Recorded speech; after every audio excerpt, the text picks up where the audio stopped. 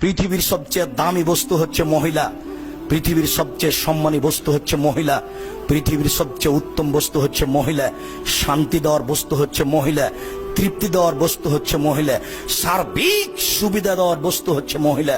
মহিলাই সারাদিন রান্না বান্না করার পরে কারেন্ট না থাকলে আপনাকে বাতাস, পাখাতে এক হাতে বাতাস করে আর এক হাতে খাদ্য পানি আপনার মুখে তুলে দেয়।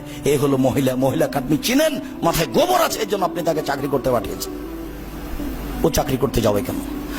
সর্ব ধরনের সুবিধার জন্য হচ্ছে মহিলা, সর্ব ধরনের কল্যাণের জন্য হচ্ছে মহিলা, সুখ শান্তি তৃপ্তির জন্য হচ্ছে মহিলা।